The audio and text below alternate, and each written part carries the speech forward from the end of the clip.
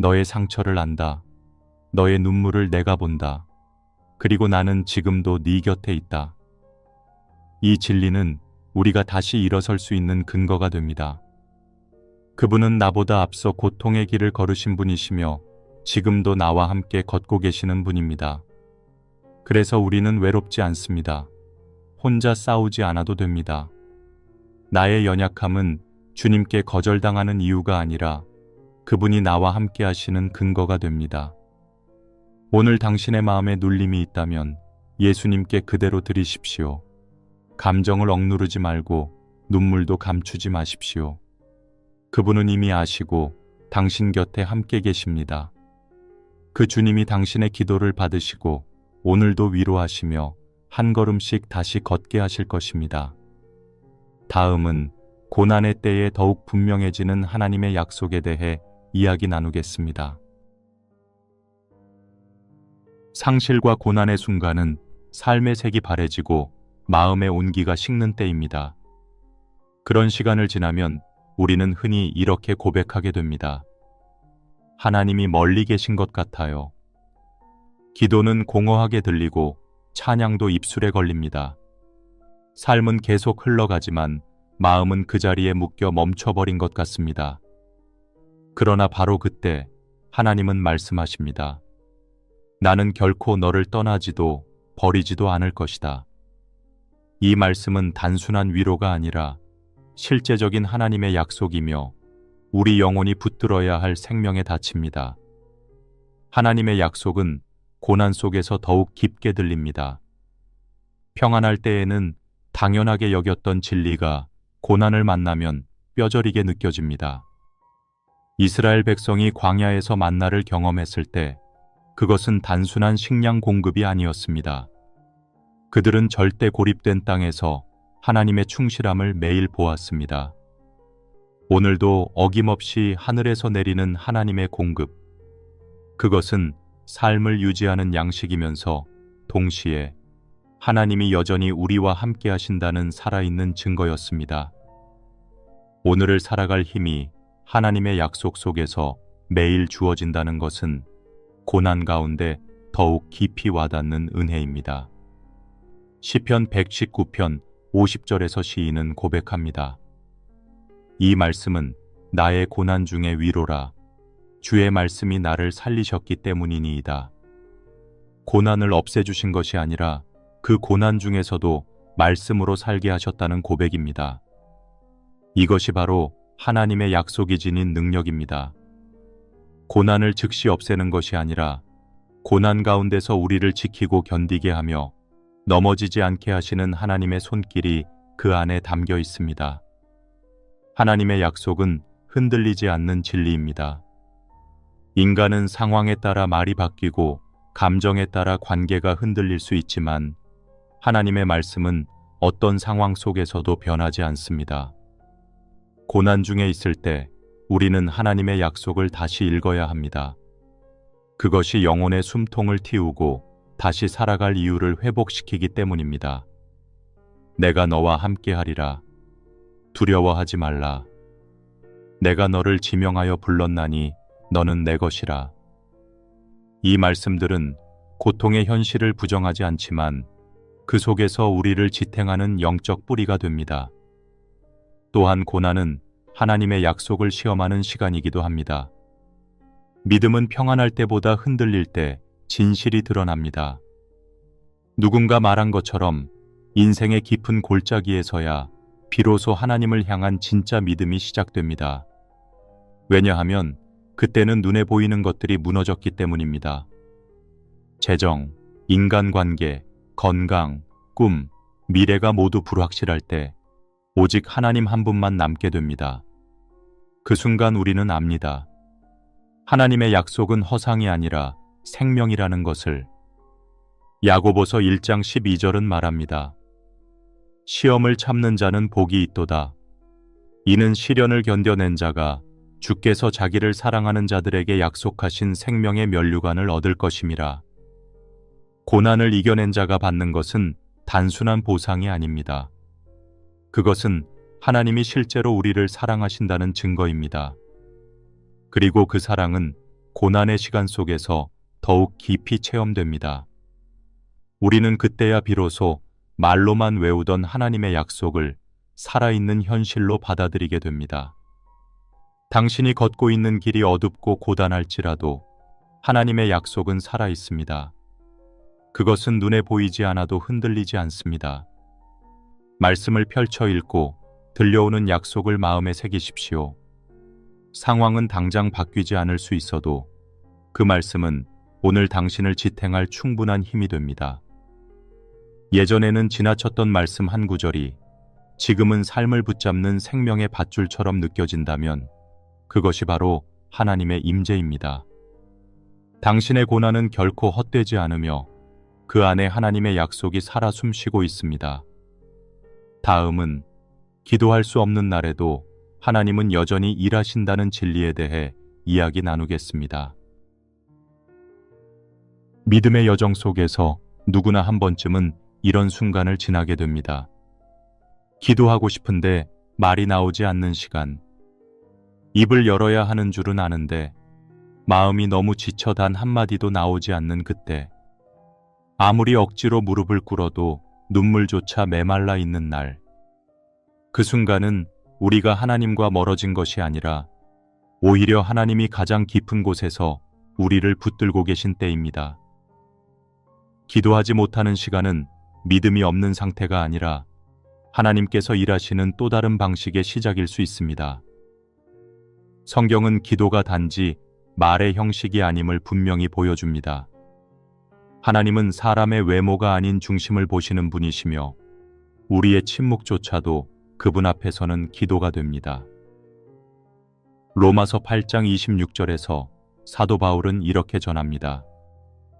이와 같이 성령도 우리의 연약함을 도우시나니 우리는 마땅히 기도할 바를 알지 못하나 성령이 말할 수 없는 탄식으로 우리를 위하여 친히 간구하시느니라.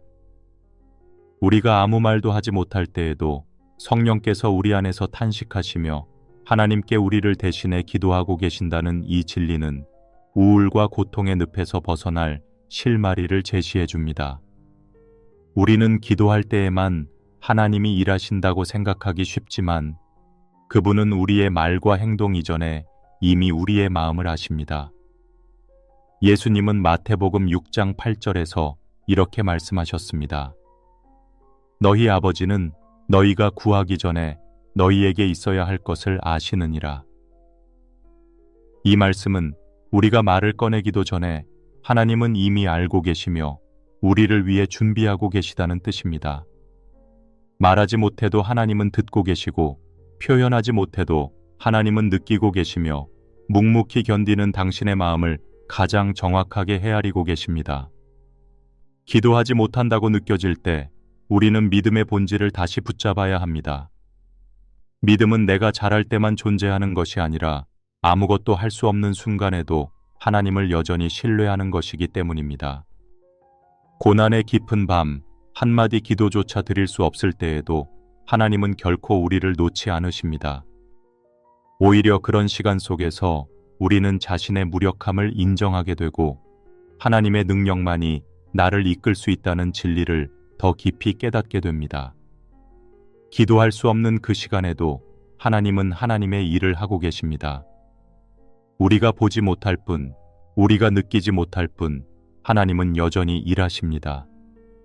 엘리야가 로뎀나무 아래에서 죽기를 구하며 쓰러졌을 때 그는 기도조차 포기했지만 하나님은 천사를 보내어 떡과 물을 준비하시고 다시 사명을 회복시키셨습니다. 엘리야의 침묵은 끝이 아니었습니다. 그 침묵은 하나님의 준비가 시작된 자리였습니다. 하나님은 우리가 연약할 때 더 가까이 다가오십니다. 기도가 되지 않는 시간은 하나님이 가장 가까이 계신 시간일 수 있습니다. 왜냐하면 하나님은 사랑이시기 때문입니다. 사랑은 언제나 아픈 자리를 먼저 찾아오고 말하지 않아도 기다리며 우리가 돌아올 때까지 결코 포기하지 않습니다. 당신이 지금 침묵 속에 있다면 그것은 하나님이 일하고 계시다는 조용한 증거입니다. 그렇기에 기도하지 못하는 날에도 절망하지 마십시오. 하나님은 오늘도 여전히 당신을 위해 일하고 계십니다. 말씀은 멀리 있지 않습니다. 그분의 임재는 당신의 그 눌린 마음 깊은 곳에 머물고 있습니다. 때로는 가장 짧은 기도, 주님 도와주세요. 이 한마디면 충분합니다. 그리고 그것조차도 나오지 않을 때는 마음속의 탄식 하나가 하나님께 상달될 수 있습니다. 성령은 그 탄식까지도 들으시고 응답하시기 때문입니다. 하나님은 침묵의 기도에도 응답하십니다. 이 사실을 잊지 마십시오. 당신이 무너져 있던 그 자리에 하나님의 손이 이미 닿아 있습니다. 당신이 아무 말도 못하던 그날에도 하나님의 일은 멈추지 않았습니다. 당신이 가만히 주저앉아 있을 때에도 하나님은 여전히 당신의 인생을 향한 선하신 계획을 진행하고 계셨습니다. 그러므로 기도하지 못해도 하나님을 신뢰하십시오. 하나님은 당신을 잊지 않으셨고 지금도 당신을 위해 가장 좋은 것을 예비하고 계십니다. 다음은 거절당한 기억 속에서도 하나님은 당신을 선택하셨다는 진리에 대해 이야기 나누겠습니다. 사람은 누구나 거절의 기억을 안고 살아갑니다. 가까운 사람에게 무시당했던 순간, 애써 내민 손을 외면당했던 시간, 사랑받고 싶었지만 끝내 받아들여지지 못했던 관계들. 그 상처는 한 번으로 끝나지 않습니다.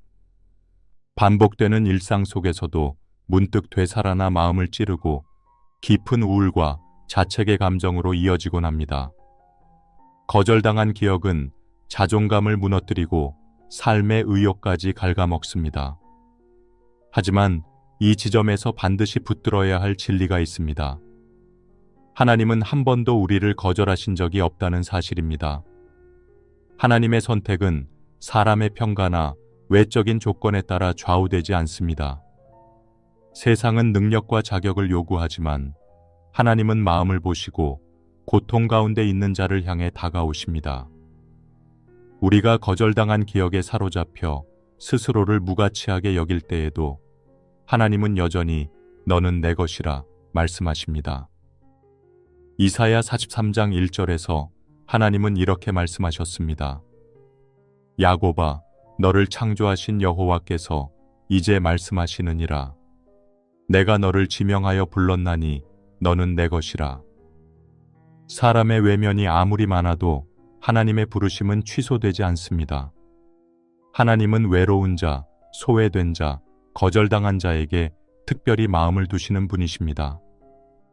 다윗은 사무엘이 기름 부으러 이사의 아들들을 찾았을 때 아예 아버지에게서조차 잊힌 존재였습니다. 들판에서 양을 치던 다윗은 사람들에게는 후보조차 되지 못했지만 하나님은 바로 그를 선택하셨습니다. 거절당한 자 같았지만 하나님의 눈에는 오히려 준비된 자였습니다. 사람은 외모를 보거니와 하나님은 중심을 보십니다. 사람에게 배제된 바로 그 자리에서 하나님은 다윗을 세우셨고 기름을 부으셨습니다. 우리의 삶 속에도 이런 기름 부음의 순간이 있습니다. 과거의 상처로 스스로를 무가치하게 여겼던 자리, 사람들로부터 무시당했던 기억 속에서 하나님은 전혀 다른 말씀을 하십니다. 너는 내 아들이라, 너는 내 딸이라, 내가 너를 버리지 않겠다. 요한복음 15장 16절에서 예수님은 제자들에게 이렇게 말씀하십니다. 너희가 나를 택한 것이 아니요 내가 너희를 택하여 세웠나니. 이 말씀이 바로 당신에게 주어진 선언입니다. 당신이 하나님의 마음에 먼저 있었고 먼저 선택된 존재라는 확실한 증거입니다. 거절의 상처는 오랜 시간에 걸쳐 내면에 깊이 각인됩니다. 그래서 단순한 위로나 긍정적인 말로는 회복되지 않습니다. 하지만 하나님의 선택이라는 진리는 단순한 위로가 아니라 정체성을 바꾸는 선언입니다. 세상이 외면하더라도 하나님이 당신을 택하셨다면 그 누구도 당신의 가치를 결정할 수 없습니다. 하나님이 너는 내 것이라고 말씀하신다면 그 음성 하나면 충분합니다. 이 음성이 모든 거절의 기억을 뚫고 당신의 마음에 다시 살아 움직이게 하실 것입니다. 하나님께 선택받았다는 이 진리는 단지 위로의 말이 아니라 실질적인 회복의 기초입니다. 우리는 그 사랑 안에서 자신을 다시 바라보게 되고 자신의 존재를 새로운 눈으로 인식하게 됩니다. 실패했어도, 인정받지 못했어도, 사람에게 무시당했어도 하나님이 여전히 나를 원하신다는 이 사실 앞에서 마음이 다시 살아납니다. 하나님이 선택하셨다는 사실이 내 삶의 기준이 될 때 더 이상 타인의 시선에 눌리지 않고 우울과 자책에서 벗어나 새 길을 걸을 수 있습니다. 하나님은 우리가 세상에서 외면당한 바로 그 자리를 사용하십니다. 거절당한 자리에서 예수님도 서 계셨습니다. 사람들은 그분을 알아보지 못했고 십자가로 내몰았지만 그 가장 철저한 거절의 자리에서 인류를 위한 구원이 이루어졌습니다. 그러므로 거절의 자리는 끝이 아니라 시작이 될 수 있습니다. 하나님은 당신의 상처난 과거를 무대 삼아 새로운 사명을 부르실 수 있습니다. 당신은 선택받았습니다. 단 한 번도 잊힌 적이 없습니다. 하나님은 오늘도 당신을 향해 말씀하십니다. 너는 내 것이라. 다음은 감정을 끌어안는 법을 배울 때 우울이 빠져나가는 원리에 대해 이야기 나누겠습니다. 감정은 부정적인 것이 아닙니다. 그러나 많은 신앙인들이 자신의 감정을 외면하거나 억누르려고 할 때가 많습니다. 기뻐하는 것은 자연스럽게 표현하지만 슬픔이나 분노, 외로움, 두려움 같은 감정은 믿음이 부족한 것으로 오해하기도 합니다. 하지만 감정은 하나님이 우리 안에 담아주신 인간됨의 일부입니다. 그것을 죄악시하거나 무시한다고 사라지지 않습니다. 오히려 억눌린 감정은 시간이 지날수록 내면에서 골마가고 결국 우울이라는 이름으로 터져 나옵니다. 정직하게 자신의 마음을 들여다보고 그 감정을 하나님의 말씀 안에서 끌어안는 것, 이것이야말로 진짜 회복의 첫걸음입니다. 감정은 다루어야 할 대상이지 부끄러운 것이 아닙니다. 예수님은 감정을 가진 분이셨습니다. 무덤 앞에서 우셨고 제자들을 보며 안타까워하셨고 성전에서 의분으로 책망하셨습니다. 하나님이신 그분도 감정을 억누르지 않으셨습니다. 오히려 자신의 감정을 하나님 앞에 숨김없이 드러내셨습니다. 우리도 그렇게 하나님 앞에서 정직해져야 합니다. 시편 42편 5절에서 다윗은 이렇게 말합니다. 내 영혼아, 네가 어찌하여 낙심하며 어찌하여 내 속에서 불안해하는가? 너는 하나님을 바라라. 이 구절은 다윗이 자기 자신에게 하는 말입니다. 그 안에는 낙심도 있고 불안도 있습니다. 그는 그것을 부정하지 않았습니다. 그러나 그 감정의 무게를 하나님 안으로 옮기며 스스로에게 하나님을 바라보라고 말합니다. 감정을 부정하지 않되 감정의 방향을 하나님께로 틀어주는 것, 이것이 영적 회복의 출발점입니다. 많은 이들이 우울할 때 그 감정을 없애야 한다고 생각합니다. 하지만 우울함은 사라지는 것이 아니라 풀어줘야 하는 것입니다. 억눌러질수록 깊어지고 인정받지 못할수록 더 날카로워집니다. 그러나 말씀 앞에서 자신의 감정을 인정하며 꺼내어 놓을 때 그 어둠은 빛 가운데로 나오게 됩니다. 요한일서 1장 5절은 이렇게 전합니다. 하나님은 빛이시라 그에게는 어둠이 조금도 없으시니라. 감정의 어둠을 억누르려 하지 말고 빛 대신 하나님께 가져가야 합니다. 그분 앞에 정직할 때 우울은 떠나갈 길을 찾게 됩니다. 하나님은 우리의 감정을 부끄러워하지 않으십니다. 우리가 절망할 때에도 가까이 오시고 울고 있을 때 우리와 함께 눈물 흘리십니다. 성경은 예수님이 슬퍼하시는 장면을 감추지 않습니다. 그분은 자신의 감정을 온전히 느끼셨고 그것을 제자들 앞에서 숨기지 않으셨습니다. 이것은 우리가 자신의 감정을 하나님 앞에서 감출 필요가 없다는 강한 메시지입니다. 우리는 감정의 소용돌이를 부끄러워하지 말고 하나님의 말씀 안에서 그것을 꺼내어 풀어내야 합니다. 감정을 말씀으로 덮는 것이 아니라 말씀을 통해 감정을 바라보는 훈련이 필요합니다. 감정을 없애는 기도가 아니라 감정을 해석할 수 있는 눈을 달라고 구해야 합니다. 말씀을 통해 감정의 뿌리를 살피고 하나님 안에서 그 의미를 발견하는 훈련을 할 때 우리는 더 깊이 있는 회복을 경험하게 됩니다. 말씀은 우리의 감정을 외면하지 않습니다. 오히려 감정 깊은 곳까지 비추고 새로운 시선과 반응을 허락하십니다. 예수님을 따르며 사는 삶은 감정을 억누르는 길이 아니라 감정을 성령의 인도하심 안에 두는 삶입니다. 외로움은 중보로, 분노는 거룩한 열심으로, 슬픔은 긍휼로 바뀌는 것을 경험하게 됩니다. 이 변화는 억지로 만들어지는 것이 아니라 감정을 있는 그대로 하나님께 드릴 때 자연스럽게 따라오는 열매입니다. 하나님은 감정을 버리라고 하신 적이 없습니다.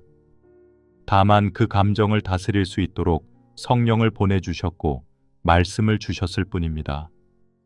삶이 우울하게 느껴질수록 더 정직한 기도가 필요합니다. 말로만 외우는 기도가 아니라 마음 깊은 곳에서부터 하나님께 토로하는 기도입니다. 눈물로 고백하는 정직한 기도는 하나님 앞에서 가장 강력한 고백입니다. 그 기도는 우리 안의 어둠을 빛으로 이끌고 우울이라는 눌림을 성령의 평강으로 바꾸어 줍니다. 하나님은 감정을 창조하신 분이시며 감정 안에서 우리를 만나주시는 분이십니다.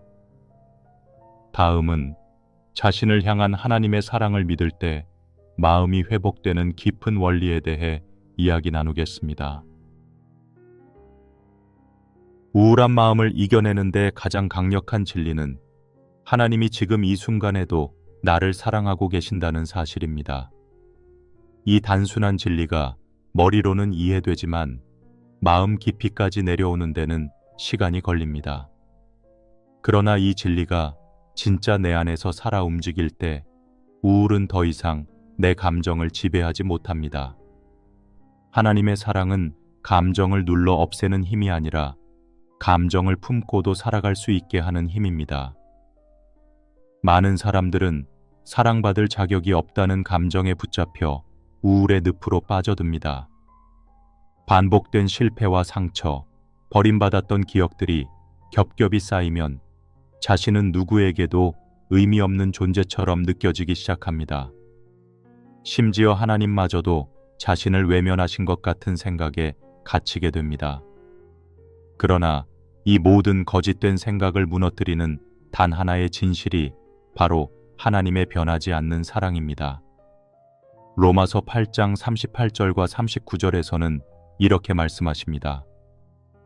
내가 확신하노니 사망이나 생명이나 천사들이나 권세자들이나 현재 일이나 장래 일이나 능력이나 높음이나 깊음이나 다른 어떤 피조물이라도 우리를 우리 주 그리스도 예수 안에 있는 하나님의 사랑에서 끊을 수 없으리라. 이 말씀은 단지 위로의 말이 아닙니다. 실제 영적 전쟁에서 거짓된 정죄와 낙심을 무너뜨리는 하나님의 무기입니다. 사탄은 우리의 마음에 자꾸 죄책감을 던지고 자격 없는 존재로 낙인 찍으려 하지만 하나님은 우리가 어떤 상태에 있든 사랑을 거두지 않으십니다. 하나님의 사랑은 조건적이지 않습니다. 우리가 기도했기 때문에, 말씀을 많이 읽었기 때문에, 잘 살았기 때문에 주어지는 것이 아닙니다. 오히려 우리가 지쳐 있을 때, 무너져 있을 때, 방황하고 있을 때도 그 사랑은 여전히 동일합니다. 그 사랑은 십자가에서 이미 완성된 사랑이기 때문입니다. 예수 그리스도의 피로 보증된 사랑은 우리의 감정이나 상태에 따라 흔들리지 않습니다. 이 사랑을 믿는 순간부터 마음에는 서서히 회복이 시작됩니다. 많은 신자들이 우울 속에 머물러 있는 이유는 자신이 하나님의 사랑에서 멀어졌다고 느끼기 때문입니다. 그러나 진리는 그렇지 않습니다. 우리가 멀어졌다고 느낄지라도 하나님의 사랑은 한치도 후퇴한 적이 없습니다. 그것은 느낌이 아닌 사실입니다. 우리의 감정은 흐릴 수 있지만 하나님의 사랑은 명확하게 역사합니다. 그러므로 우울한 감정이 들 때일수록 하나님의 사랑을 붙들어야 합니다. 내가 지금 어떤 상태이든 하나님은 여전히 나를 사랑하신다. 이 고백을 매일 아침 선포해 보십시오. 말씀이 마음을 정돈하고 진리가 영혼을 다시 일으킵니다. 요한복음 15장 9절에서 예수님은 제자들에게 이렇게 말씀하십니다. 아버지께서 나를 사랑하신 것 같이 나도 너희를 사랑하였으니 나의 사랑 안에 거하라. 예수님이 아버지의 사랑을 받았던 그대로 우리도 동일한 사랑을 받는다는 사실. 이것이 우리 존재의 근거입니다. 누군가에게 사랑받고 있다는 사실은 인간 내면의 가장 깊은 외로움을 치유합니다. 그리고 그 사랑이 사람의 마음이 아니라 하나님의 결정에서 비롯되었다는 것은 흔들리지 않는 반석 위에 서 있는 것과 같습니다. 우울함에서 빠져나오려면 내가 누구인가에 대한 생각을 바꾸어야 합니다. 세상이 말하는 기준, 내 실패가 말하는 기준이 아니라 하나님이 나를 어떻게 보시는지를 기준 삼아야 합니다. 하나님은 나를 버림받은 자로 보시지 않습니다. 하나님은 나를 사랑받기 위해 지음받은 존재로 부르십니다. 이것은 그저 아름다운 말이 아니라 우리 존재의 창조 목적입니다. 우리는 자주 자신을 평가하고 실수와 약함을 근거로 자격 없는 사람이라 결론 내립니다. 그러나 하나님은 전혀 다른 기준으로 우리를 바라보십니다. 그분은 우리를 사랑하기로 작정하셨습니다. 우리 안에 있는 연약함까지도 다 아시면서도 그 사랑을 철회하지 않으셨습니다. 하나님께 받아들여지고 용납받고 사랑받고 있다는 사실을 믿는 사람은 우울 속에서도 결코 무너지지 않습니다. 하나님의 사랑을 믿는다는 것은 단순히 감정적인 위안을 받는 것을 넘어섭니다. 그것은 정체성과 존재의 방향을 다시 회복하는 것입니다. 내가 사랑받고 있다는 확신은 기도의 자세를 바꾸고 인간관계를 회복시키고 스스로에 대한 시선을 새롭게 합니다. 자기 연민에서 벗어나게 하고 부정적인 말과 생각을 다스릴 힘을 줍니다. 우울함은 사랑의 결핍에서 자라나지만 말씀으로 선포되는 하나님의 사랑은 그 뿌리를 흔들고 뽑아냅니다. 이 회복은 하루아침에 일어나지 않을 수 있습니다. 그러나 꾸준히 하나님의 사랑을 붙드는 삶은 마음의 흐름을 변화시킵니다. 예배 속에서, 찬양 가운데서, 조용한 묵상 시간마다 하나님이 나를 향한 사랑을 되새겨 보십시오. 진심으로 나는 하나님의 사랑받는 자입니다 라고 고백하는 사람은 더 이상 우울에 갇혀 있지 않습니다. 비록 감정은 남아있을지라도 그 감정을 삼키지 않고 견딜 수 있는 믿음의 힘이 생기게 됩니다. 다음은 고통의 의미를 말씀으로 다시 해석할 때 삶의 어두운 밤이 끝나기 시작하는 원리에 대해 이야기 나누겠습니다. 사람은 누구나 고통을 경험합니다. 그런데 같은 고통을 겪더라도 어떤 사람은 그 안에서 새 힘을 얻고 어떤 사람은 끝없는 절망으로 빠져듭니다. 결정적인 차이는 해석입니다. 고통을 어떻게 바라보느냐에 따라 마음의 무게가 완전히 달라집니다. 고통을 잘못 해석하면 우울은 더 깊어지고 인생 전체가 멈춘 것처럼 느껴집니다. 하지만 고통을 성경의 관점으로 해석하면 그 안에서 새로운 의미와 하나님의 손길을 발견할 수 있습니다. 그것이 곧 어두운 밤에서 빠져나오는 통로가 됩니다. 우울의 가장 강력한 근원은 이 고통은 아무 의미도 없다는 생각입니다. 고통이 의미 없다고 느껴질 때 사람의 마음은 무너집니다. 그때부터는 무력감과 회의감이 밀려오고 삶 전체가 마치 짐처럼 느껴집니다. 그러나 성경은 고통에 대해 전혀 다른 시선을 보여줍니다. 고통은 하나님께 버림받은 증거가 아니라 때로는 하나님의 사랑 안에서 허락된 훈련의 과정입니다. 하나님은 고통 속에서도 일하고 계시며 그 고통을 통해 우리 안에 깊은 것을 다듬고 계십니다. 히브리서 12장 11절은 이렇게 말씀하십니다. 무릇 징계가 당시에는 즐거워 보이지 않고 슬퍼 보이나 후에 그로 말미암아 연단받은 자들은 의와 평강의 열매를 맺느니라. 이 구절은 하나님이 우리를 고통 속에 내버려 두신 것이 아니라 그 고통을 사용하여 우리를 연단하신다는 사실을 말해줍니다. 연단은 단순히 참고 견디는 것이 아니라 더 깊은 성숙으로 나아가는 과정입니다. 고통이 전혀 의미 없는 일이 아니라는 말씀입니다. 오히려 고통은 축복의 시작일 수 있습니다. 고통을 믿음으로 해석하는 사람은 우울함 가운데서도 낙심하지 않습니다. 왜냐하면 자신이 당하는 일이 하나님께서 전혀 무관심하게 내버려 두신 일이 아니라는 것을 알기 때문입니다. 욥의 고난을 떠올려 보십시오. 그의 고통은 누구보다 혹독했고 설명되지 않는 아픔이었습니다. 그러나 그 이야기 끝에서 우리는 한 가지 분명한 사실을 알게 됩니다. 바로 그 깊은 고난 속에서도 하나님은 여전히 주도권을 쥐고 계셨다는 것입니다. 욥기 23장 10절에서 욥은 이렇게 고백합니다. 그러나 내가 가는 길을 그가 아시나니 그가 나를 단련하신 후에는 내가 정금같이 나오리라. 고통 중에도 하나님은 함께 계셨고 그 고통은 그의 삶을 정금같이 만드는 통로였습니다. 고통에 대한 말씀의 해석이 없다면 우리는 쉽게 왜곡된 감정에 사로잡힙니다.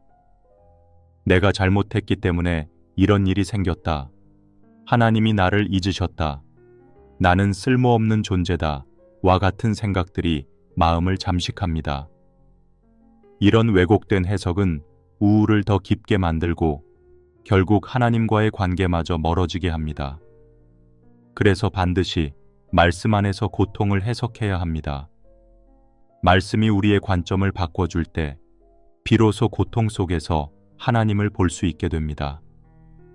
우리의 삶에는 설명되지 않는 고통도 분명히 있습니다.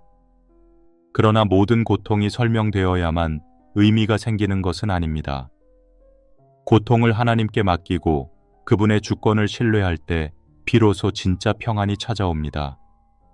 이 일이 왜 일어났는가 보다 더 중요한 것은 이 일을 통해 하나님이 나에게 무엇을 이루고 계시는가에 대한 믿음입니다.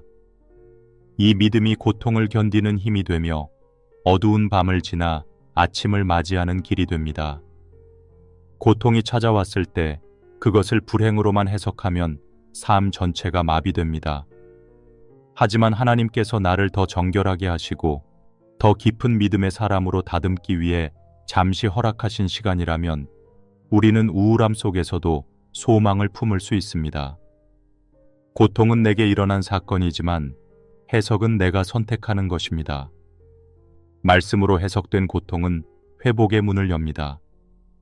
우울함은 감정을 무너뜨릴 수는 있지만 말씀 안에 선 사람을 무너뜨릴 수 없습니다. 삶의 밤이 끝나지 않을 것처럼 느껴질 때 고통을 어떻게 바라보고 있는지 스스로에게 물어보십시오. 그 시선을 말씀으로 돌리는 순간 그 어두움은 빛을 만나기 시작합니다. 고통은 사라지지 않아도 마음의 반응이 달라지고 우울의 뿌리가 흔들리게 됩니다. 그것이 하나님의 말씀의 능력입니다. 고통을 말씀으로 다시 해석하는 순간 그 시간은 더 이상 저주가 아닌 은혜의 과정이 됩니다. 하나님은 고통의 깊이만큼 위로의 강도도 준비해 놓고 계십니다. 다음은 하나님의 임재를 깊이 경험할수록 우울함은 더 이상 내 영혼을 붙들지 못한다는 진리를 함께 나누겠습니다. 하나님의 임재를 인격적으로 경험한 사람은 고통이 사라지지 않았음에도 불구하고 평안을 누릴 수 있습니다. 환경이 변한 것이 아닌데도 마음 깊은 곳에서부터 기이한 위로가 일어납니다. 세상의 위로나 말로는 절대 설명할 수 없는 그 상태는 오직 하나님과의 만남에서 비롯됩니다. 우울함을 이기는 가장 깊고 강력한 힘은 바로 하나님의 임재입니다. 그분의 살아계심을 믿는 차원이 아니라 지금 이 순간 내 안에 임하신 그분을 느끼는 체험입니다. 우울은 고립된 감정에서 시작됩니다. 내가 혼자라는 확신, 누구도 내 마음을 모른다는 생각이 마음을 가둡니다. 그러나 하나님의 임재는 그 감정을 뿌리째 흔들어 놓습니다. 하나님이 여기 계시고 나를 아시고 여전히 말씀하고 계신다는 사실은 감정의 어둠을 무기력하게 만듭니다. 우울한 마음은 주님의 임재 앞에서 결국 녹아내립니다. 하나님의 임재는 그냥 평안한 분위기가 아닙니다. 실제적이고 살아있는 영의 현실입니다. 눈에 보이지 않아도 우리의 영혼이 분명하게 감지하는 임재의 현존입니다. 시편 16편 11절은 이처럼 말합니다. 주께서 생명의 길을 내게 보이시리니 주의 앞에는 충만한 기쁨이 있고 주의 오른쪽에는 영원한 즐거움이 있나이다. 주님의 임재 안에 기쁨이 충만하다는 이 고백은 단순한 시적 표현이 아닙니다. 이는 실제로 임재를 경험한 자들의 고백이며 그들의 삶이 증거입니다. 하나님 앞에 나아갈 때 우리의 감정은 혼돈 속에서 질서를 찾고 무기력한 영혼은 다시 호흡을 시작합니다. 예수님께서는 땅에 계실 때 홀로 있는 시간을 가장 귀하게 여기셨습니다. 사람들이 몰려들어도 예수님은 자주 한적한 곳으로 가셔서 아버지와 교제하셨습니다. 그분이 슬픔과 고난을 이길 수 있었던 힘은 바로 그 임재의 시간에서 나왔습니다. 우리도 마찬가지입니다. 어떤 사역, 어떤 위로, 어떤 상담보다도 더 강력한 회복은 임재 가운데 있습니다. 기도 시간에, 말씀을 붙들 때, 찬양하며 눈물 흘릴 때 그분이 가까이 오십니다. 그 순간 모든 설명할 수 없는 우울함은 이길 수 있는 대상이 됩니다. 감정이 주인이 아니라는 사실을 우리는 그때 비로소 알게 됩니다. 요한복음 14장 23절에서 예수님은 이렇게 말씀하셨습니다. 사람이 나를 사랑하면 내 말을 지키리니 내 아버지께서 그를 사랑하실 것이요 우리가 그에게 가서 거처를 그와 함께 하리라. 이 말씀은 놀라운 약속입니다. 하나님의 임재는 멀리 떨어진 개념이 아니라 실제로 우리 안에 거하시는 현실입니다. 말씀을 붙드는 사람, 하나님을 사랑하는 자에게 성부와 성자가 찾아와 함께 하시겠다는 선언입니다. 이보다 강력한 위로가 어디 있을까요? 아무도 알아주지 않아도 주님이 함께 하신다는 이 진리는 우울함을 근본부터 무너뜨리는 능력입니다. 임재 가운데 사는 삶은 그 자체가 회복의 길입니다. 우울한 감정이 여전히 들이닥쳐도 하나님께서 곁에 계시다는 믿음은 마음의 중심을 지켜줍니다. 실제로 많은 믿음의 사람들은 깊은 상실이나 절망의 상황 속에서도 하나님의 임재로 인해 무너지지 않았습니다. 그들은 울었습니다. 고통도 겪었습니다. 그러나 결국 다시 일어났습니다. 왜냐하면 그들의 곁에는 주님이 계셨기 때문입니다. 하나님의 임재는 특별한 장소나 특별한 시간에만 주어지는 것이 아닙니다. 지금 이 순간에도 마음을 열고 부르면 그분은 응답하십니다. 형식보다 중요한 것은 마음의 진실함입니다. 삶의 자리에서 단 한마디라도 주님을 부르며 마음을 드리는 순간 그분은 응답하십니다. 우울은 감정의 문제이기도 하지만 영적인 현실의 문제입니다. 하나님의 임재가 채워질 때 우울이 머무를 공간은 사라집니다. 그분은 빛이시며 빛이 오면 어둠은 결코 이길 수 없습니다. 삶의 고통이 여전할 수 있습니다. 상황은 바뀌지 않았을지 모릅니다. 그러나 하나님의 임재를 경험한 사람은 다르게 반응합니다. 이전 같으면 주저앉을 일이었지만 지금은 무릎을 꿇고 다시 주님을 바라봅니다. 그분과 함께 있음이 가장 큰 능력이기 때문입니다. 기도의 자리에, 말씀의 자리로 나아갈 때 내 감정은 더 이상 나를 지배하지 못합니다. 우울함은 멀어지고 영혼은 다시 숨을 쉽니다. 이제 여러분에게 묻고 싶습니다. 지금 여러분의 마음은 어디에 머물고 있습니까? 절망입니까? 외로움입니까? 아니면 여전히 하나님의 얼굴을 구하고 계십니까? 어느 곳에 있든 하나님은 오늘도 여러분 곁에 계십니다. 그분을 찾기만 하면 임재가 시작됩니다. 그리고 그 임재는 우울을 넘어서 회복의 자리로 우리를 이끌어갑니다. 여러분도 이처럼 하나님의 임재를 사모하고 우울함이 아닌 말씀과 기도로 살아가고자 하는 분이라면 좋아요를 눌러주시고 채널 구독과 아래 댓글란에 아멘이라고 남겨주세요. 하나님의 임재가 여러분의 영혼 가운데 깊이 머물기를 바랍니다. 그리고 그분의 평강이 지금 이 순간부터 삶 전반에 흘러가기를 축복합니다.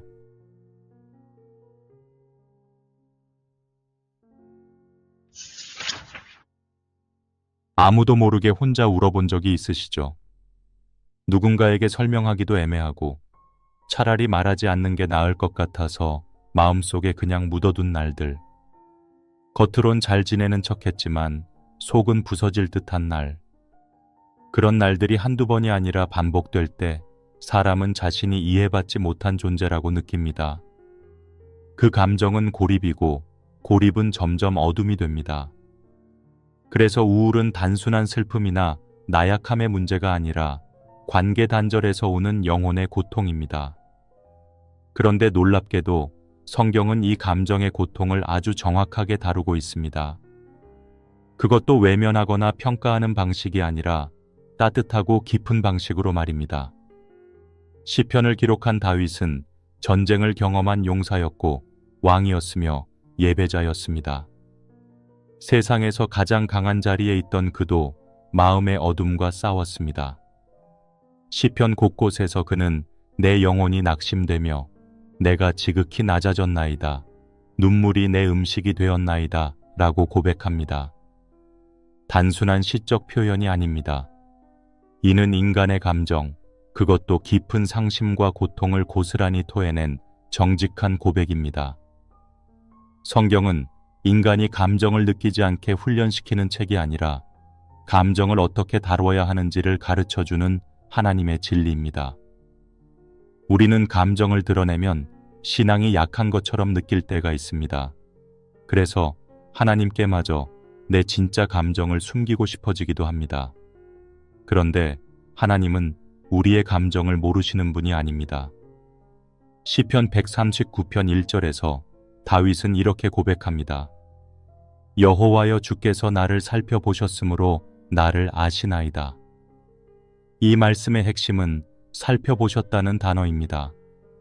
단순히 겉모습을 본 것이 아니라 깊이 들여다보시고 마음까지 분별하셨다는 뜻입니다.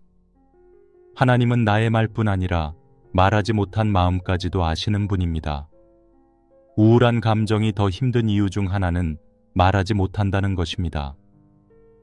내가 이 말을 꺼내면 상대방이 부담스러워하진 않을까? 이런 이야기까지 들어줄 사람은 없을 거야.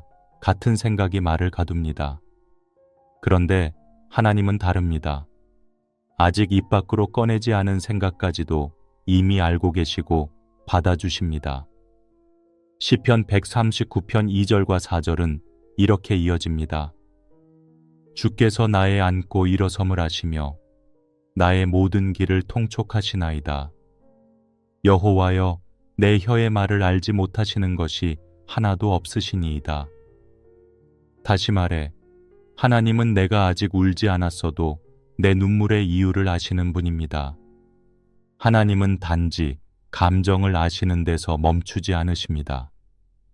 시편 147편 3절에서는 상심한 자들을 고치시며 그들의 상처를 싸매시는도다 라고 기록되어 있습니다. 하나님은 마음이 부서진 자를 고치시는 분이십니다. 여기서 고치신다는 표현은 히브리어 원어로 보면 물리적으로도 마음적으로도 회복시키는 것을 뜻합니다. 그리고 싸매신다는 말은 피 흘리고 깨진 상처에 붕대를 감듯이 직접 손으로 만져서 치유하신다는 의미를 포함합니다. 즉, 하나님은 무너진 감정을 보시고 일어나라 라고 명령하시는 분이 아니라 무너진 그 자리에 오셔서 함께 앉아주시는 분입니다. 이 사실은 우울한 감정 속에 있는 이들에게 강력한 위로가 됩니다. 왜냐하면 세상은 흔히 빨리 회복하라고 말하지만 하나님은 네가 무너진 그 자리에서부터 내가 시작하겠다고 말씀하시기 때문입니다. 그분은 기다리십니다. 내가 다시 웃을 수 있을 때까지, 다시 기도할 수 있을 때까지, 다시 말씀 앞에 나아올 수 있을 때까지. 하나님은 조급하지 않으십니다. 상처 입은 자를 다루시는 하나님의 손은 가장 조심스럽고 동시에 가장 온전한 회복을 이루어냅니다. 여기서 우리는 중요한 영적 태도를 배웁니다. 감정을 부정하지 않고, 감정을 숨기지 않고, 감정을 하나님께 내어드리는 태도입니다. 하나님은 우리가 기계처럼 신앙생활하길 원하지 않으십니다. 하나님은 마음을 원하시고 그 마음이 온전하든 깨졌든 분노로 물들어 있든 그대로 들고 나오길 바라십니다. 그것이 하나님 앞에서의 진짜 믿음입니다. 하나님은 언제나 진실한 마음을 받으십니다. 비록 말이 되지 않아도 눈물밖에 없어도 그 마음은 하나님께 가장 향기로운 제사로 드려집니다. 이제 우리는 선택해야 합니다. 내 감정을 스스로 해결하려고 고립 속으로 숨을 것인지, 아니면 있는 그대로의 마음을 가지고 하나님 앞에 나올 것인지. 후자를 택할 때 우리는 비로소 회복의 시작점에 설 수 있습니다. 나를 아시고 나를 기다리시는 그분 앞에서 감정은 더 이상 내 믿음을 방해하는 장애물이 아니라 하나님을 만나는 통로가 됩니다. 하나님은 당신의 감정을 외면하지 않으십니다. 그 감정을 치유하시고 회복하시고 다시 걸을 수 있도록 손 내미십니다. 오늘 그 손을 붙드십시오. 당신의 마음은 하나님께 완전히 드러나 있으며 하나님은 당신을 있는 그대로 받아들이시는 분이십니다. 다음은 예수님께서 우리보다 앞서 그 슬픔과 눌림을 친히 겪으신 분이라는 사실을 함께 나누겠습니다. 우울한 감정을 겪을 때 많은 사람들은 자신이 무너진 존재라고 느낍니다. 누군가는 그런 감정을 믿음 없다고 단정짓기도 하고, 어떤 공동체 안에서는 우울함 자체를 부정적인 신앙의 결과로 치부하기도 합니다. 그러나 성경은 그런 시선을 정면으로 반박합니다. 예수님께서 직접 우울하고 눌린 마음의 깊이를 아셨고 그 마음을 품으셨기 때문입니다. 예수님의 삶과 고난은 인간의 연약함을 머리로 아는 지식이 아니라 몸으로 겪으신 사실입니다. 우리가 고통 가운데 나를 아무도 이해하지 못할 거야 라고 말할 때 예수님은 나는 너를 안다고 대답하십니다. 예수님의 생애는 연약함을 피하지 않으신 삶이었습니다. 그분은 높은 곳에서 떨어지지 않고 인간의 가장 낮은 자리로 오셨습니다. 그분의 출생부터 시작해보면 왕궁이 아니라 마구간에서 태어나셨습니다. 이 한 가지 사실만으로도 우리는 분명하게 알 수 있습니다. 예수님은 우리 삶의 실제 아픔과 외로움을 외면하지 않으셨습니다.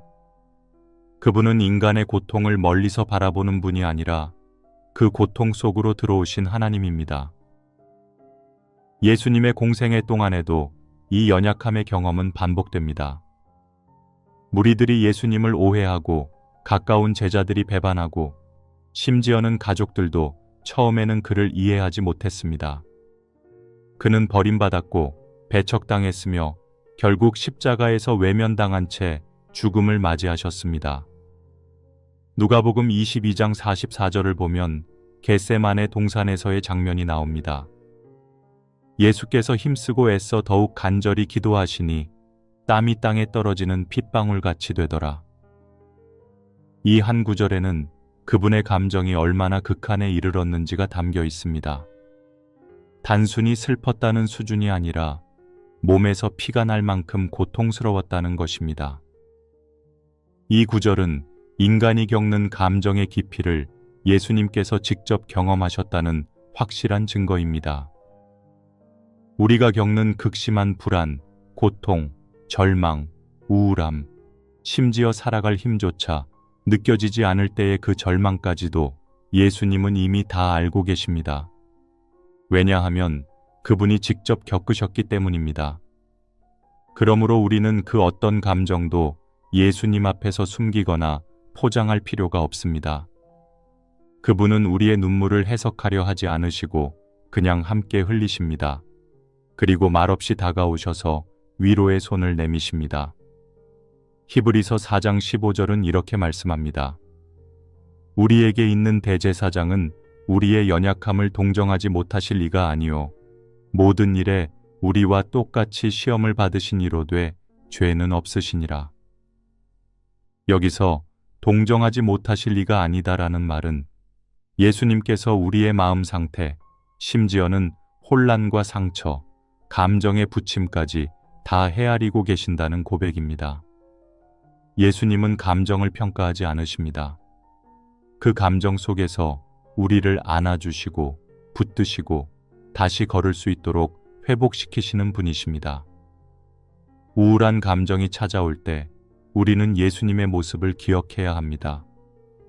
그분이 외로움 속에서 기도하셨던 겟세마네, 버림받음 속에서도 침묵하셨던 재판정, 고통 가운데서도 저들을 용서하소서라 외치셨던 십자가의 자리. 그 모든 순간은 당신의 연약함과 나의 고통을 품기 위한 여정이었습니다. 그러므로 예수님의 십자가는 단순히 죄의 용서만을 의미하는 것이 아닙니다. 그것은 감정적으로 상하고 눌린 이들을 향한 가장 따뜻한 품이기도 합니다. 예수님은 그분의 고통을 통해 우리에게 이렇게 말씀하십니다. 너의 상처를 안다. 너의 눈물을 내가 본다. 그리고 나는 지금도 네 곁에 있다. 이 진리는 우리가 다시 일어설 수 있는 근거가 됩니다. 그분은 나보다 앞서 고통의 길을 걸으신 분이시며 지금도 나와 함께 걷고 계시는 분입니다. 그래서 우리는 외롭지 않습니다. 혼자 싸우지 않아도 됩니다. 나의 연약함은 주님께 거절당하는 이유가 아니라 그분이 나와 함께 하시는 근거가 됩니다. 오늘 당신의 마음에 눌림이 있다면 예수님께 그대로 드리십시오. 감정을 억누르지 말고 눈물도 감추지 마십시오. 그분은 이미 아시고 당신 곁에 함께 계십니다. 그 주님이 당신의 기도를 받으시고 오늘도 위로하시며 한 걸음씩 다시 걷게 하실 것입니다. 다음은 고난의 때에 더욱 분명해지는 하나님의 약속에 대해 이야기 나누겠습니다. 상실과 고난의 순간은 삶의 색이 바래지고 마음의 온기가 식는 때입니다. 그런 시간을 지나면 우리는 흔히 이렇게 고백하게 됩니다. 하나님이 멀리 계신 것 같아요. 기도는 공허하게 들리고 찬양도 입술에 걸립니다. 삶은 계속 흘러가지만 마음은 그 자리에 묶여 멈춰버린 것 같습니다. 그러나 바로 그때 하나님은 말씀하십니다. 나는 결코 너를 떠나지도 버리지도 않을 것이다. 이 말씀은 단순한 위로가 아니라 실제적인 하나님의 약속이며 우리 영혼이 붙들어야 할 생명의 닻입니다. 하나님의 약속은 고난 속에서 더욱 깊게 들립니다. 평안할 때에는 당연하게 여겼던 진리가 고난을 만나면 뼈저리게 느껴집니다. 이스라엘 백성이 광야에서 만나를 경험했을 때 그것은 단순한 식량 공급이 아니었습니다. 그들은 절대 고립된 땅에서 하나님의 충실함을 매일 보았습니다. 오늘도 어김없이 하늘에서 내리는 하나님의 공급, 그것은 삶을 유지하는 양식이면서 동시에 하나님이 여전히 우리와 함께 하신다는 살아있는 증거였습니다. 오늘을 살아갈 힘이 하나님의 약속 속에서 매일 주어진다는 것은 고난 가운데 더욱 깊이 와닿는 은혜입니다. 시편 119편 50절에서 시인은 고백합니다. 이 말씀은 나의 고난 중에 위로라. 주의 말씀이 나를 살리셨기 때문이니이다. 고난을 없애주신 것이 아니라 그 고난 중에서도 말씀으로 살게 하셨다는 고백입니다. 이것이 바로 하나님의 약속이 지닌 능력입니다. 고난을 즉시 없애는 것이 아니라 고난 가운데서 우리를 지키고 견디게 하며 넘어지지 않게 하시는 하나님의 손길이 그 안에 담겨 있습니다. 하나님의 약속은 흔들리지 않는 진리입니다. 인간은 상황에 따라 말이 바뀌고 감정에 따라 관계가 흔들릴 수 있지만 하나님의 말씀은 어떤 상황 속에서도 변하지 않습니다. 고난 중에 있을 때 우리는 하나님의 약속을 다시 읽어야 합니다. 그것이 영혼의 숨통을 틔우고 다시 살아갈 이유를 회복시키기 때문입니다. 내가 너와 함께하리라. 두려워하지 말라. 내가 너를 지명하여 불렀나니 너는 내 것이라. 이 말씀들은 고통의 현실을 부정하지 않지만 그 속에서 우리를 지탱하는 영적 뿌리가 됩니다. 또한 고난은 하나님의 약속을 시험하는 시간이기도 합니다. 믿음은 평안할 때보다 흔들릴 때 진실이 드러납니다. 누군가 말한 것처럼 인생의 깊은 골짜기에서야 비로소 하나님을 향한 진짜 믿음이 시작됩니다. 왜냐하면 그때는 눈에 보이는 것들이 무너졌기 때문입니다. 재정, 인간관계, 건강, 꿈, 미래가 모두 불확실할 때 오직 하나님 한 분만 남게 됩니다. 그 순간 우리는 압니다. 하나님의 약속은 허상이 아니라 생명이라는 것을. 야고보서 1장 12절은 말합니다. 시험을 참는 자는 복이 있도다. 이는 시련을 견뎌낸 자가 주께서 자기를 사랑하는 자들에게 약속하신 생명의 면류관을 얻을 것임이라. 고난을 이겨낸 자가 받는 것은 단순한 보상이 아닙니다. 그것은 하나님이 실제로 우리를 사랑하신다는 증거입니다. 그리고 그 사랑은 고난의 시간 속에서 더욱 깊이 체험됩니다. 우리는 그때야 비로소 말로만 외우던 하나님의 약속을 살아있는 현실로 받아들이게 됩니다. 당신이 걷고 있는 길이 어둡고 고단할지라도 하나님의 약속은 살아있습니다. 그것은 눈에 보이지 않아도 흔들리지 않습니다. 말씀을 펼쳐 읽고 들려오는 약속을 마음에 새기십시오. 상황은 당장 바뀌지 않을 수 있어도 그 말씀은 오늘 당신을 지탱할 충분한 힘이 됩니다. 예전에는 지나쳤던 말씀 한 구절이 지금은 삶을 붙잡는 생명의 밧줄처럼 느껴진다면 그것이 바로 하나님의 임재입니다. 당신의 고난은 결코 헛되지 않으며 그 안에 하나님의 약속이 살아 숨쉬고 있습니다. 다음은 기도할 수 없는 날에도 하나님은 여전히 일하신다는 진리에 대해 이야기 나누겠습니다. 믿음의 여정 속에서 누구나 한 번쯤은 이런 순간을 지나게 됩니다.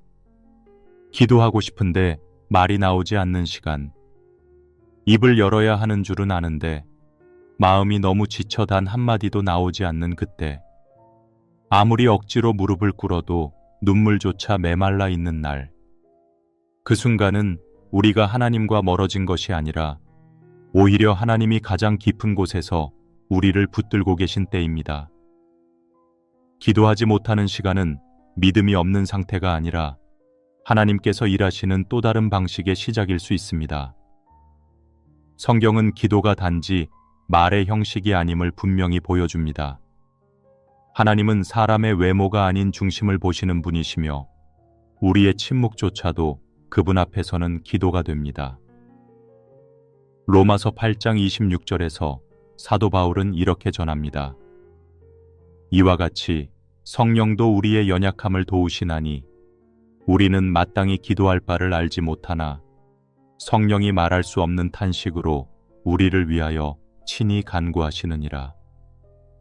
우리가 아무 말도 하지 못할 때에도 성령께서 우리 안에서 탄식하시며 하나님께 우리를 대신해 기도하고 계신다는 이 진리는 우울과 고통의 늪에서 벗어날 실마리를 제시해 줍니다. 우리는 기도할 때에만 하나님이 일하신다고 생각하기 쉽지만 그분은 우리의 말과 행동 이전에 이미 우리의 마음을 아십니다. 예수님은 마태복음 6장 8절에서 이렇게 말씀하셨습니다. 너희 아버지는 너희가 구하기 전에 너희에게 있어야 할 것을 아시느니라. 이 말씀은 우리가 말을 꺼내기도 전에 하나님은 이미 알고 계시며 우리를 위해 준비하고 계시다는 뜻입니다. 말하지 못해도 하나님은 듣고 계시고 표현하지 못해도 하나님은 느끼고 계시며 묵묵히 견디는 당신의 마음을 가장 정확하게 헤아리고 계십니다. 기도하지 못한다고 느껴질 때 우리는 믿음의 본질을 다시 붙잡아야 합니다. 믿음은 내가 잘할 때만 존재하는 것이 아니라 아무것도 할 수 없는 순간에도 하나님을 여전히 신뢰하는 것이기 때문입니다. 고난의 깊은 밤, 한마디 기도조차 드릴 수 없을 때에도 하나님은 결코 우리를 놓지 않으십니다. 오히려 그런 시간 속에서 우리는 자신의 무력함을 인정하게 되고 하나님의 능력만이 나를 이끌 수 있다는 진리를 더 깊이 깨닫게 됩니다. 기도할 수 없는 그 시간에도 하나님은 하나님의 일을 하고 계십니다. 우리가 보지 못할 뿐, 우리가 느끼지 못할 뿐, 하나님은 여전히 일하십니다.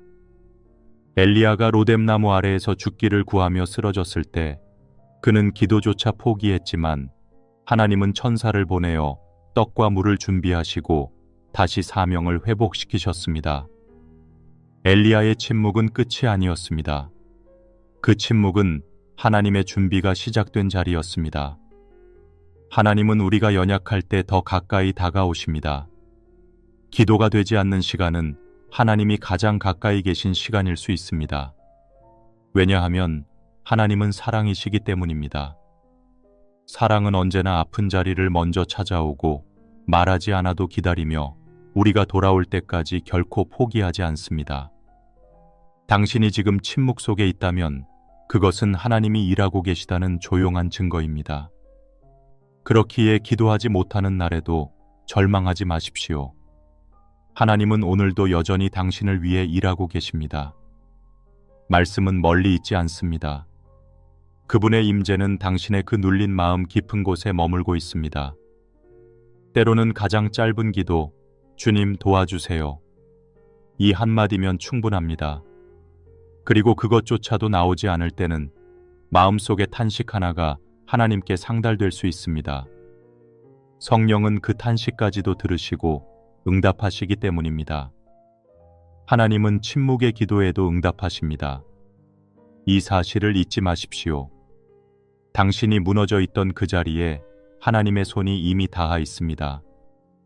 당신이 아무 말도 못하던 그날에도 하나님의 일은 멈추지 않았습니다. 당신이 가만히 주저앉아 있을 때에도 하나님은 여전히 당신의 인생을 향한 선하신 계획을 진행하고 계셨습니다. 그러므로 기도하지 못해도 하나님을 신뢰하십시오. 하나님은 당신을 잊지 않으셨고 지금도 당신을 위해 가장 좋은 것을 예비하고 계십니다. 다음은 거절당한 기억 속에서도 하나님은 당신을 선택하셨다는 진리에 대해 이야기 나누겠습니다. 사람은 누구나 거절의 기억을 안고 살아갑니다. 가까운 사람에게 무시당했던 순간, 애써 내민 손을 외면당했던 시간, 사랑받고 싶었지만 끝내 받아들여지지 못했던 관계들. 그 상처는 한 번으로 끝나지 않습니다.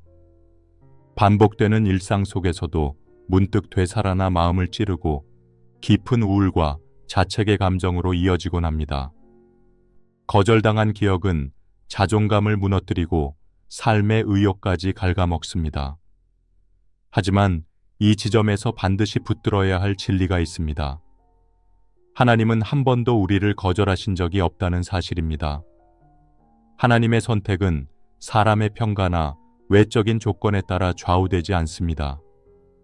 세상은 능력과 자격을 요구하지만 하나님은 마음을 보시고 고통 가운데 있는 자를 향해 다가오십니다. 우리가 거절당한 기억에 사로잡혀 스스로를 무가치하게 여길 때에도 하나님은 여전히 너는 내 것이라 말씀하십니다. 이사야 43장 1절에서 하나님은 이렇게 말씀하셨습니다. 야곱아, 너를 창조하신 여호와께서 이제 말씀하시느니라. 내가 너를 지명하여 불렀나니 너는 내 것이라. 사람의 외면이 아무리 많아도 하나님의 부르심은 취소되지 않습니다. 하나님은 외로운 자, 소외된 자, 거절당한 자에게 특별히 마음을 두시는 분이십니다. 다윗은 사무엘이 기름 부으러 이사의 아들들을 찾았을 때 아이의 아버지에게서조차 잊힌 존재였습니다. 들판에서 양을 치던 다윗은 사람들에게는 후보조차 되지 못했지만 하나님은 바로 그를 선택하셨습니다. 거절당한 자 같았지만 하나님의 눈에는 오히려 준비된 자였습니다. 사람은 외모를 보거니와 하나님은 중심을 보십니다. 사람에게 배제된 바로 그 자리에서 하나님은 다윗을 세우셨고 기름을 부으셨습니다. 우리의 삶 속에도 이런 기름 부음의 순간이 있습니다. 과거의 상처로 스스로를 무가치하게 여겼던 자리, 사람들로부터 무시당했던 기억 속에서 하나님은 전혀 다른 말씀을 하십니다. 너는 내 아들이라, 너는 내 딸이라, 내가 너를 버리지 않겠다. 요한복음 15장 16절에서 예수님은 제자들에게 이렇게 말씀하십니다. 너희가 나를 택한 것이 아니요 내가 너희를 택하여 세웠나니. 이 말씀이 바로 당신에게 주어진 선언입니다. 당신이 하나님의 마음에 먼저 있었고 먼저 선택된 존재라는 확실한 증거입니다. 거절의 상처는 오랜 시간에 걸쳐 내면에 깊이 각인됩니다. 그래서 단순한 위로나 긍정적인 말로는 회복되지 않습니다. 하지만 하나님의 선택이라는 진리는 단순한 위로가 아니라 정체성을 바꾸는 선언입니다. 세상이 외면하더라도 하나님이 당신을 택하셨다면 그 누구도 당신의 가치를 결정할 수 없습니다. 하나님이 너는 내 것이라고 말씀하신다면 그 음성 하나면 충분합니다. 이 음성이 모든 거절의 기억을 뚫고 당신의 마음에 다시 살아 움직이게 하실 것입니다. 하나님께 선택받았다는 이 진리는 단지 위로의 말이 아니라 실질적인 회복의 기초입니다. 우리는 그 사랑 안에서 자신을 다시 바라보게 되고 자신의 존재를 새로운 눈으로 인식하게 됩니다. 실패했어도, 인정받지 못했어도, 사람에게 무시당했어도 하나님이 여전히 나를 원하신다는 이 사실 앞에서 마음이 다시 살아납니다. 하나님이 선택하셨다는 사실이 내 삶의 기준이 될 때 더 이상 타인의 시선에 눌리지 않고 우울과 자책에서 벗어나 새 길을 걸을 수 있습니다. 하나님은 우리가 세상에서 외면당한 바로 그 자리를 사용하십니다. 거절당한 자리에서 예수님도 서 계셨습니다. 사람들은 그분을 알아보지 못했고 십자가로 내몰았지만 그 가장 철저한 거절의 자리에서 인류를 위한 구원이 이루어졌습니다. 그러므로 거절의 자리는 끝이 아니라 시작이 될 수 있습니다. 하나님은 당신의 상처난 과거를 무대 삼아 새로운 사명을 부르실 수 있습니다. 당신은 선택받았습니다. 단 한 번도 잊힌 적이 없습니다. 하나님은 오늘도 당신을 향해 말씀하십니다. 너는 내 것이라. 다음은 감정을 끌어안는 법을 배울 때 우울이 빠져나가는 원리에 대해 이야기 나누겠습니다. 감정은 부정적인 것이 아닙니다. 그러나 많은 신앙인들이 자신의 감정을 외면하거나 억누르려고 할 때가 많습니다. 기뻐하는 것은 자연스럽게 표현하지만 슬픔이나 분노, 외로움, 두려움 같은 감정은 믿음이 부족한 것으로 오해하기도 합니다. 하지만 감정은 하나님이 우리 안에 담아주신 인간됨의 일부입니다. 그것을 죄악시하거나 무시한다고 사라지지 않습니다. 오히려 억눌린 감정은 시간이 지날수록 내면에서 골마가고 결국 우울이라는 이름으로 터져 나옵니다. 정직하게 자신의 마음을 들여다보고 그 감정을 하나님의 말씀 안에서 끌어안는 것, 이것이야말로 진짜 회복의 첫걸음입니다. 감정은 다루어야 할 대상이지 부끄러운 것이 아닙니다. 예수님은 감정을 가진 분이셨습니다.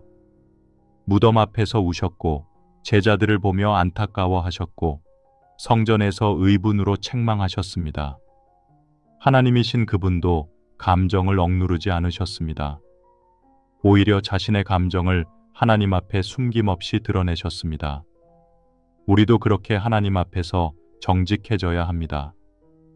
시편 42편 5절에서 다윗은 이렇게 말합니다. 내 영혼아, 네가 어찌하여 낙심하며 어찌하여 내 속에서 불안해하는가? 너는 하나님을 바라라. 이 구절은 다윗이 자기 자신에게 하는 말입니다. 그 안에는 낙심도 있고 불안도 있습니다. 그는 그것을 부정하지 않았습니다. 그러나 그 감정의 무게를 하나님 안으로 옮기며 스스로에게 하나님을 바라보라고 말합니다. 감정을 부정하지 않되 감정의 방향을 하나님께로 틀어주는 것. 이것이 영적 회복의 출발점입니다. 많은 이들이 우울할 때 그 감정을 없애야 한다고 생각합니다.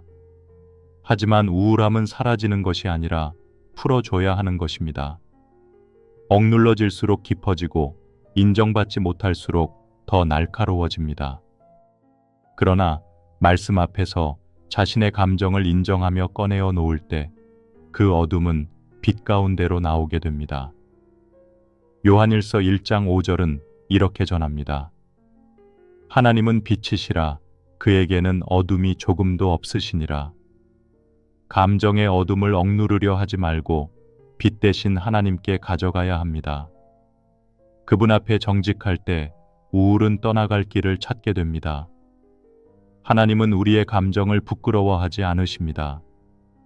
우리가 절망할 때에도 가까이 오시고 울고 있을 때 우리와 함께 눈물 흘리십니다.